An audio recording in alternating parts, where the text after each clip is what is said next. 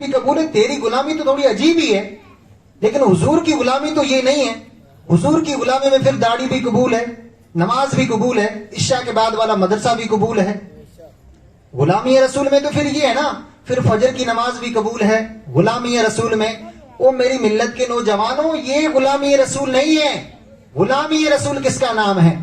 آج لوگ کرتا پاجامہ پہن کر کے, ٹوپی پہن کر کے اپنے آپ کو سمجھتے ہیں ہم عاشق رسول ہیں. ان کو عاشق رسول نہیں کہتے ہیں. تمہارے کپڑے بدلنے سے اللہ راضی نہیں ہوگا, تمہاری ٹوپیاں لگانے سے اللہ کا رسول راضی نہیں ہوگا. تمہارے کالے کرتوت بدلو, اللہ راضی ہو جائے گا. تمہارے جو کرتوت ہے نا, ان کو بدلو. نماز چھوڑ رہے ہیں, نماز کو پابندی کے ساتھ پڑھو تو اللہ راضی ہوگا. اللہ کے رسول کو راضی کرنا چاہتے ہو. آج ہر کوئی چاہتا ہے کہ ہر کوئی دیوانہ بنا ہوا گھومتا ہے کہ غلامی رسول میں موت بھی قبول ہے. اس کو غلامی نہیں کہتے ہیں. یار تمہارا کردار بتائے کہ تم رسول غلام رسول ہو. تمہارا چلنا پھرنا بتائے کہ تم غلام مصطفیٰ ہو. تو نہ کہ بس کرتا پاجامہ پہننے کا نام غلامی رسول نہیں ہے, ٹوپی لگانے کا نام غلامی رسول نہیں ہے, نعرہ لگانے کا نام غلامی رسول نہیں ہے. غلامی رسول تو غلامی وہ تھی جب حضرت عمر بادشاہ ہیں, جب اپنا نمبر آیا نا, جب نیچے اتر کر سواری کو لے کر کے چلنے کا, تو غلام سواری کے اوپر ہے اور پھر غلام سواری کے اوپر ہے اور آقا لے کر کے چل رہے. غلامی تو وہ تھی. یہ ہماری کون سی غلامی نہیں آئی ہے؟ پھر اس کے اندر کئی کیا ہوں گے, تو یہ تو 12 ربیع الاول کو ہی پتہ لگے گا کہ اس دن تو پھر وہی وہ غلام پورا سچا پکا بن کر ہی نکلے گا. اس سے اللہ کے رسول راضی نہیں ہوں گے, یاد رکھو. اس سے اللہ کے رسول راضی نہیں ہوں گے. اللہ کے رسول کو اگر راضی کرنا چاہتے ہو تو پھر دین متین پر آ جاؤ, دین پر آ جاؤ, نماز کی پابندیاں کرو. تو آج ذکر کرنے والا تھا میں حضرت ابراہیم علیہ السلام کا. حضرت ابراہیم علیہ السلام اللہ کے نبی ہیں, خلیل ہیں. خلیل کہتے ہیں بڑے پیارے اور گہرے دوست کو. خلیل کہتے ہیں بڑے پیارے اور گہرے دوست کو خلیل کہتے ہیں. حضرت ابراہیم علیہ السلام کی عمر 90 برس کی ہو گئی اور آپ کے یہاں اولاد پیدا نہ ہوئی. کیا نہ ہوا؟ اولاد پیدا نہیں ہوئی. تو اس وقت حضرت ابراہیم علیہ السلام نے دعا کی, رب ہب لی من الصالحین, اے میرے پروردگار عالم مجھے نیک بیٹا عطا فرما. کیا دعا فرمائی کہ اللہ مجھے نیک بیٹا عطا فرما. آپ کو پتہ ہے یہ غلامی رسول والی باتیں, یہ اب آپ کو سمجھ میں آئے گی کہ یہ نبیوں کے ساتھ کتنے بڑے امتحان ہوئے. ہم تو بس کرتا پاجامہ پہننے کا نام, ٹوپی لگا کر کے اس کو غلامی رسول نہیں کہتے ہیں. بڑے بڑے امتحانوں سے گزرنا پڑتا ہے. آپ نے بڑے بڑے سنے ہوں گے کہ حضرت ابراہیم علیہ السلام کتنے بڑے بڑے امتحانوں کے ساتھ میں گزرے ہیں. حضرت ابراہیم علیہ السلام ایک جلیل القدر پیغمبر ہیں. ان کو نار نمرود کے اندر پھینکوا کر کے اللہ نے آزمایا کہ میرے عشق میں سچا ہے کہ نہیں. اپنے بیوی بچوں کو جنگل کے اندر چھوڑوا کر کے آزمایا کہ میرے عشق میں سچا ہے کہ نہیں. اپنی اولاد کی گردن پر چھری رکھ کر کے آزمایا کہ میرے عشق میں ابراہیم سچا ہے کہ نہیں. نار نمرود کے اندر پھینکوا کر کے بھی آزمایا. اپنے بیٹے کی گردن پر چھری رکھ کر کے بھی آزمایا کہ میرا خلیل سچا ہے کہ نہیں. تو وہی حضرت ابراہیم علیہ السلام اللہ کی بارگاہ میں دعا کرتے ہیں, رب ہب لی من الصالحین, اے میرے پروردگار عالم مجھے نیک بیٹا عطا فرما. آج کئی لوگ ہوتے ہیں جب بیٹی پیدا ہوتی ہے تو پھر منہ سجا لیتے ہیں, تو پھر ان کو کوئی شیرنی کا بھی نہیں کہتا کہ یار مٹھائی کھلا دے. نہیں, بیٹی پیدا ہوئی. آپ جانتے ہیں بیٹی کس کے گھر میں پیدا ہوتی ہے؟ جس سے اللہ راضی ہوتا ہے اس کے گھر میں بیٹی پیدا فرماتا ہے. یہ حضور صلی اللہ علیہ وسلم کی ایک حدیث ہے. پیارے آقا فرماتے ہیں, کسی صحابی نے پوچھا کہ یا رسول اللہ جب راضی ہوتا ہے تو پھر فرمائے اس کے گھر میں بیٹی پیدا فرماتا ہے, کہ اگر تھوڑا راضی ہوتا ہے تو پھر بارش عطا فرماتا ہے, سب سے زیادہ اگر اللہ راضی ہوتا ہے تو پھر اس کے گھر کے اندر بیٹی پیدا فرماتا ہے. بہت بڑی دولت ہے بیٹی. تو حضرت ابراہیم علیہ السلام نے دعا کی, رب ہب لی من الصالحین, اے میرے پروردگار عالم مجھے نیک اولاد عطا فرما. حضرت ابراہیم علیہ السلام غور کرنے کی بات یہ ہے کہ حضرت ابراہیم علیہ السلام نے یہ دعا کیوں کی کہ یا اللہ نیک اولاد عطا فرما.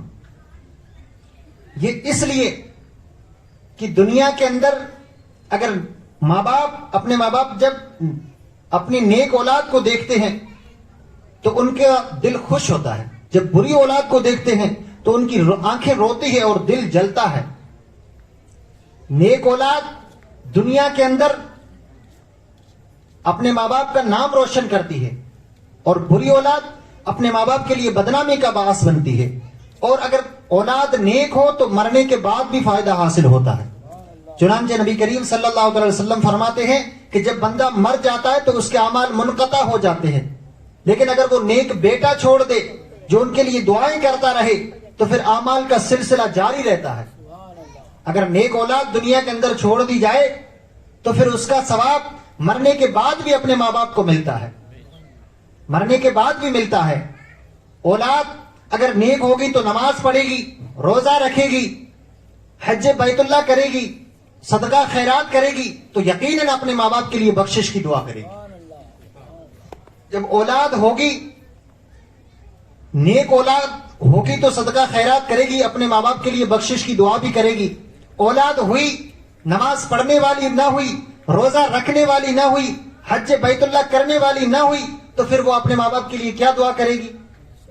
کوئی دعا نہیں کر سکتی. دنیا کے اندر اگر نیک اولاد ہو تو پھر اس سے اپنے ماں باپ کو کتنا فائدہ حاصل ہوتا ہے اس کا اندازہ آپ اس واقعے سے لگائیے. درود پاک پڑھیں تو پھر واقعہ عرض کرو.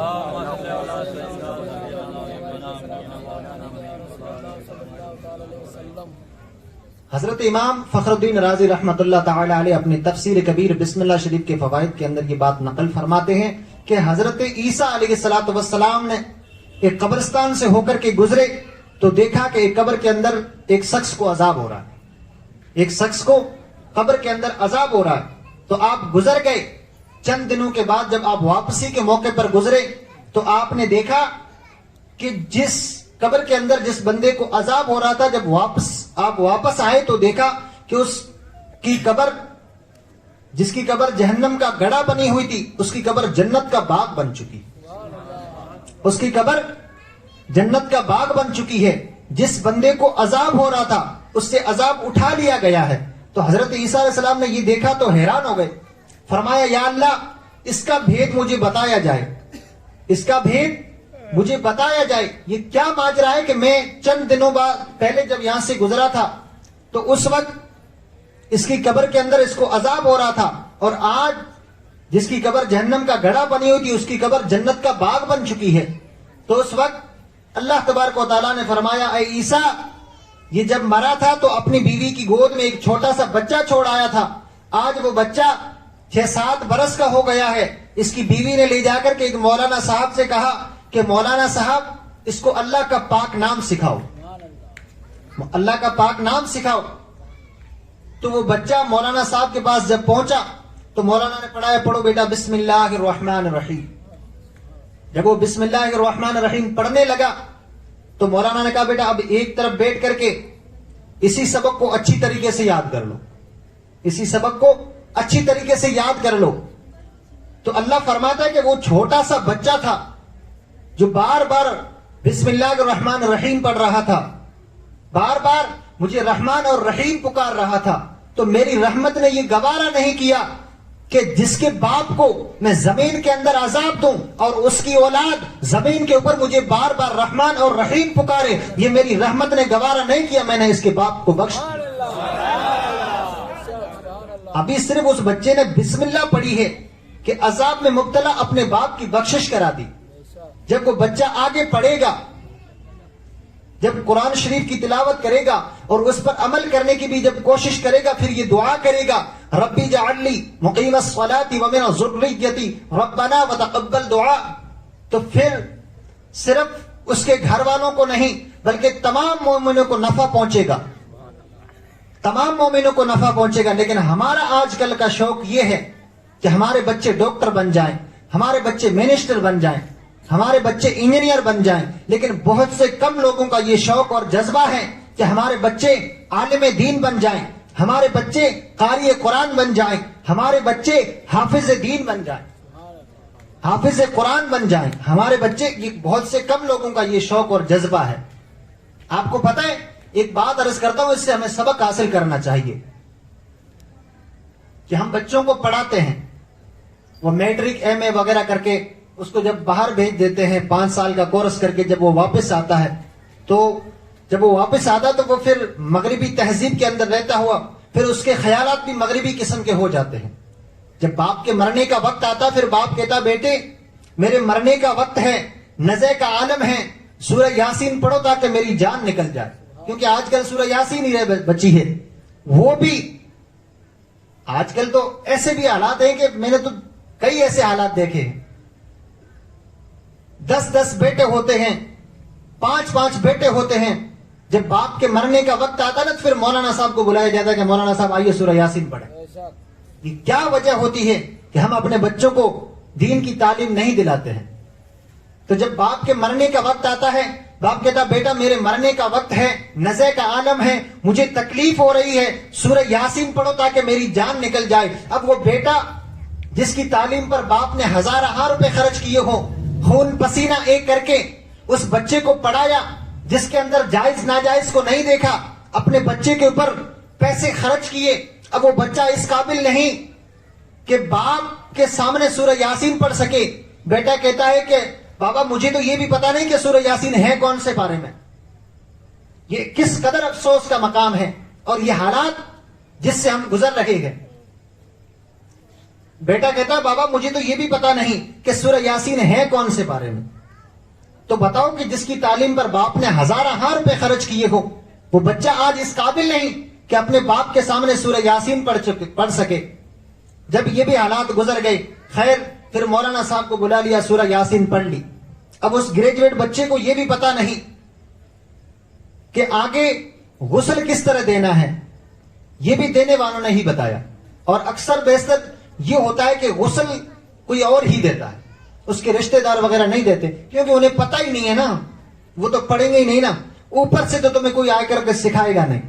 یہ کوئی میرے جیسا کوئی درویش فقیر بندہ ملا ہے کہ یار تمہیں سیکھنے کے لیے دن رات میں کوشش کرتا ہوں کہ تمہیں سکھانے کے لیے, لیکن کوئی بندہ آنے کو تیار نہیں. خیر جو آنے والے ہیں وہ سر آنکھوں پر آتے ہیں. الحمدللہ 15 سے 20 بچے جو بالغان ہیں دن میں کام پر جاتے ہیں اور شام کو پڑھائی بھی کرتے ہیں. ایسے بھی بندے ہیں. لیکن مسئلہ یہ ہے کہ ہمیں اپنے ماں باپ نے پالا, ساری زندگی پیسے کما کر کے ہمارے لیے مکان بنایا, ہمارے لیے ہماری شادی کی, ہمارے خرچے اٹھائے. آج ہم اس قابل نہیں کہ اپنے باپ کو غسل دے سکیں. آج پھر اس گریجویٹ بچے کو یہ بھی پتا نہیں کہ کفن پر کتنا کپڑا لگے گا اور کفن دفن کا سنت طریقہ کیا ہے, پھر یہ بھی اس گریجویٹ بچے کو پتا نہیں ہے. تو میری ملت کے نوجوانوں عرض یہ کرنا چاہتا ہوں, ویسے وقت کافی ہو چکا ہے, عرض یہ کرنا چاہتا ہوں کہ اپنے بچوں کو ساتھ ساتھ جو دنیاوی تعلیم دے رہے ہیں اس کے ساتھ ساتھ دین کی تعلیم بھی ضروری ہے. جب دین کی تعلیم دیں گے تو پھر جب یہ باتیں آئے گی. عرض یہ کر رہا تھا کہ حضرت ابراہیم علیہ السلام نے دعا کی, رب ہب لی من الصالحین, اے میرے پروردگار عالم مجھے نیک اولاد عطا فرما. حضرت ابراہیم علیہ السلام نے یہ دعا کی تو پھر اللہ نے دعا قبول فرمائی. پھر اللہ نے حضرت ابراہیم علیہ السلام کو حضرت اسماعیل جیسی ایک اولاد عطا فرمائی. تو پھر اللہ نے تو آزمانا تھا نا حضرت ابراہیم علیہ السلام کو. آج ہم غلامی رسول کے بڑے نعرے لگاتے ہیں, بڑی باتیں کرتے ہیں, تو حضرت ابراہیم علیہ السلام اللہ کے خلیل ہیں. اللہ آزمانا چاہتا تھا. اللہ نے 90 برس کی عمر کے بعد میں اولاد دی. اولاد دینے کے بعد پھر فرمایا ابراہیم میں آزمانا چاہتا ہوں کہ تو نے بڑی دعاؤں کے بعد میں تجھے بیٹا ملا ہے. 90 برس کی عمر کے بعد میں تجھے اللہ نے بیٹا دیا ہے, کہیں تو اللہ سے زیادہ اس اپنے بیٹے سے تو محبت نہیں کرتا. اللہ آزمانا چاہتا تھا. اللہ نے فرمایا ابراہیم اپنے بیٹے کو اور اپنی بیوی کو لو اور عرب کے اندر جنگل کے اندر چھوڑ کر آ جاؤ. تو حضرت ابراہیم علیہ السلام نے حکم کی تعمیل کی, اللہ کے حکم کی تعمیل کی اور اپنے بیوی بچوں کو لیا. عرب کے اندر جب کوئی پھر وہ بسا ہوا نہیں تھا, عرب اس وقت صرف جنگل ہی جنگل تھا. حضرت آدم علیہ السلام نے کعبے کی تعمیر کی تھی, تو حضرت نوح علیہ السلام کے زمانے کے اندر پھر جو طوفان آیا تھا اس کے اندر جو دیواریں گر گئی تھی, پھر صرف ٹیلا رہ گیا تھا. اللہ نے حکم دیا کہ ابراہیم اپنے بیوی اور اپنے بچے کو وہاں چھوڑ کر آ جاؤ، جہاں پر آج کعبہ تعمیر کیا ہوا ہے وہاں پر جا کر کے چھوڑ کر آ جاؤ۔ تو حضرت ابراہیم علیہ السلام اپنے بیوی بچوں کو لیا اور وہاں جا کر کے چھوڑ کر آ گئے۔ چھوڑ کر کے ان کو یوں بھی نہیں کہا کہ بھئی میں تمہیں چھوڑ کر جا رہا ہوں، واپس آؤں گا کہ نہیں آؤں گا، یہ تمہارے لیے کھانے کا سامان، کھانے کے لیے کچھ نہیں ہے، پینے کے لیے کچھ نہیں ہے، دودھ پیتا بچہ ہے ساتھ میں اور ایک عورت ہے، کوئی مرد بھی نہیں ہے، کوئی اور آبادی بھی نہیں ہے، اللہ نے آزمانا تھا۔ تو حضرت ابراہیم علیہ السلام وہاں چھوڑ کر کے آ رہے ہیں۔ حضرت ہاجرہ نے ایک مرتبہ پوچھا آپ ہمیں کس کے سہارے چھوڑ کر جا رہے ہیں، کیوں چھوڑ کر جا رہے ہیں، معاملہ کیا ہے؟ ایک مرتبہ پوچھا، دو مرتبہ پوچھا تو کوئی جواب نہیں آیا۔ تو حضرت ہاجرہ وہاں سے اٹھی، حضرت ابراہیم علیہ السلام کے دامن کو پکڑ کر کہا اے اللہ کے نبی کیا معاملہ ہے، کیا رب کی طرف سے حکم ہے؟ فرمایا ہاں اللہ کی طرف سے حکم ہے۔ پھر وہ بیوی بھی تو کیا بیوی تھی، یہ آج کی بیویوں والی بیوی نہیں تھی، وہ حضرت ہاجرہ تھی جنہوں نے حضرت اسماعیل کو جنم دیا تھا۔ وہ حضرت ہاجرہ جو حضرت اسماعیل کی ماں ہیں، انہوں نے فرمایا کہ پھر اگر اللہ کا حکم ہے تو پھر آپ جائیے، ہمارا اللہ ہی محافظ ہے۔ تو حضرت ابراہیم علیہ السلام کو اللہ نے آزمایا، اپنے بیوی بچوں کو جنگل کے اندر چھڑوا کر کے بھی آزمایا، نار نمرود کے اندر پھینکوا کر کے بھی آزمایا۔ اللہ نے نار نمرود کے اندر جب نمرودیوں نے جب ایک آگ کا جو تیار کیا، آتش کدا، جس کے اندر لوگ لکڑیاں بھرتے رہے کئی مہینے، پھر اس کے اندر آگ جلائی گئی، پھر حضرت ابراہیم علیہ السلام کو اس آگ کے اندر جب ڈالا جا رہا تھا، آگ کے اندر ڈالا جا رہا تھا، تو اس وقت حضرت جبرائیل آئے، آ کر کے کہا کہ ابراہیم کوئی حاجت؟ فرمایا جبرائیل تجھ سے کوئی حاجت نہیں ہے۔ جبرائیل نے کہا کہ حضرت ابراہیم علیہ السلام آپ اللہ سے کہہ دیں کہ مجھے نار نمرود کے اندر پھینکنے ہی والے ہیں بس۔ تو حضرت ابراہیم نے فرمایا کہ جانتا ہے وہ میرا رب جلیل آگ میں پڑتا ہے اس کا خلیل، جانتا ہے وہ میرا رب جلیل۔ جبرائیل میں کیوں بتاؤں؟ کیا میرا رب سمیع و بصیر نہیں؟ میرا رب جانتا نہیں کہ جانتا ہے وہ میرا رب جلیل آگ میں پڑتا ہے اس کا خلیل۔ اب جب یہ تماشا چل رہا تھا کہ نمرودیوں نے حضرت ابراہیم علیہ السلام کو جب آگ کے اندر پھینکنے کی کوشش کر رہے تھے، جب پھینکنے کی تیاری چل رہی تھی، جب اس پنگوڑے کے اندر ڈالا، اس وقت جبرائیل آیا کہ کوئی مدد چاہیے، کوئی حاجت ہو؟ تو حضرت ابراہیم نے فرمایا کہ مجھے تیری مدد کی ضرورت نہیں ہے، مجھے کوئی حاجت نہیں ہے، کیونکہ وہ تو اللہ کے بڑے خلیل گہرے دوست تھے، وہ تو جانتے تھے کہ اللہ تو دیکھ رہا ہے نا، وہ تو مجھے آزما رہا ہے اور مجھے تو اس امتحان کے اندر پاس ہونا ہے۔ اس وقت پھر وہ عقل نے بھی تھوڑی پنچایتی کری، عقل نے کہا کہ بڑی شے جان ہے، عقل جو دماغ ہوتا ہے نا اس وقت دوڑ جاتا ہے، عقل نے کہا کہ ابراہیم بڑی شے تو جان ہے۔ اس وقت پھر حضرت ابراہیم نے فرمایا کہ عقل بولی کہ بڑی شے جان ہے، اور عشق بولا کہ یار پر قربان ہے، کہ عقل سے فیصلہ نہیں ہوگا، فیصلہ تو عشق کرے گا کہ میں اپنے رب سے کتنا عشق کرتا ہوں۔ عقل بولی کہ بڑی شے جان ہے، عشق بولا یار پر قربان ہے۔ جب نمرودیوں نے حضرت ابراہیم علیہ السلام کو آگ کے اندر پھینک دیا تو پھر اللہ نے آگ کو حکم دیا اے آگ میرے ابراہیم پر سلامتی اور سلامتی والی ہو۔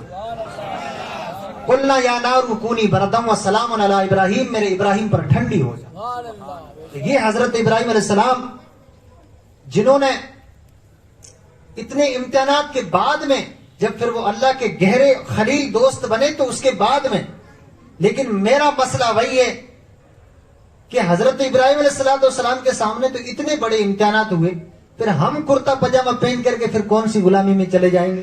نہیں ہو سکتا نا، ایسا نہیں ہوتا ہے۔ حضرت ابراہیم علیہ السلام اتنے اللہ کے بڑے خلیل گہرے دوست ہیں۔ آخری بات کہہ کر کے اپنی بات کو ختم کرتا ہوں۔ حضرت ابراہیم علیہ السلام بکریوں کا ریوڑ چرا رہے ہیں، توجہ ہے نا؟ سب کی توجہ کہ نیند آ رہی ہے؟ نیند آ رہی ہے؟ نہیں آ رہی؟ حضرت ابراہیم علیہ السلام بکریوں کا ریوڑ چرا رہے ہیں۔ کیا کر رہے ہیں؟ بکریوں کا ریوڑ چرا رہے ہیں۔ ریوڑ چرا رہے ہیں، اتنے میں صدا آتی ہے۔ سبحان ذی الملک والملکوت سبحان ذی العزت والعظمت والہیبت والقدرت والکبریاء والجبروت. تو حضرت ابراہیم علیہ السلام اللہ کے خلیل ہیں، اللہ کے دوست ہیں. ان کو تو اللہ کا ذکر سننا تھا کہ حضرت ابراہیم علیہ السلام بس بیٹھے تھے کہ جب یہ ذکر سنا تو کہا یار یہ ذکر سنانے والا کون آ گئے، میرے یار کا ذکر کون کر رہا ہے، میرے دوست کی بات کون کر رہا ہے. حضرت ابراہیم نے فرمایا کہ کون ذکر کر رہا ہے، ذرا تھوڑا ایک بار اور سنائیے. تو انہوں نے کہا کہ ذکر سنا دیں گے لیکن ایک شرط پر، ذکر تیرے یار کا سنا دوں گا، تیرے یار کی باتیں سنا دوں گا، لیکن بکریاں آدھی بکریاں لوں گا.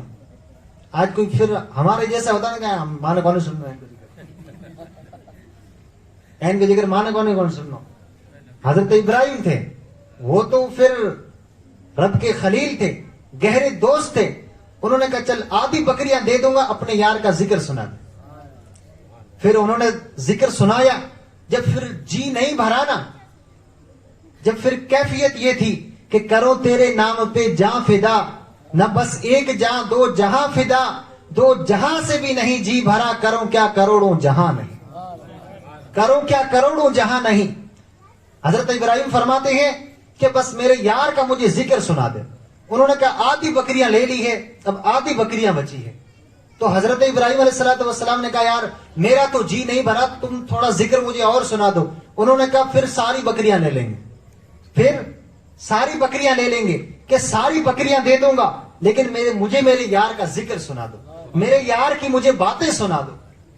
تو پھر انہوں نے جب باتیں سنائی اب بھی دل نہیں بھرا، اب بھی جی نہیں بھرا کہ یار مجھے تو میرے یار کا ذکر سننا ہے، بس مجھے کچھ نہیں چاہیے اور. پھر کہا کہ دل نہیں بھرا کہ یار مجھے میرے یار کا ذکر اور سناؤ. پھر کہا کہ اب کیا دو گے، اب کیا دو گے. یہاں پر بات آتی ہے نا، سب سے بڑا پوائنٹ یہیں پر ہے. انہوں نے کہا ساری بکریاں تو دے چکے ہو، اب کیا دو گے. پھر حضرت ابراہیم علیہ السلام نے فرمایا کہ مجھے میرے یار کا ذکر سنا دو. تمہیں بکریاں تو تمہاری ہو گئی ہے، اب ان بکریوں کو چرانے کے لیے جو تمہیں بندہ چاہیے نا، تو میں تمہارے بکریاں چرایا کروں گا، مجھے تم میرے یار کا ذکر سنایا کرو. میں تمہاری بکریاں چرایا کروں گا اور مجھے میرے یار کا ذکر سناتے رہنا.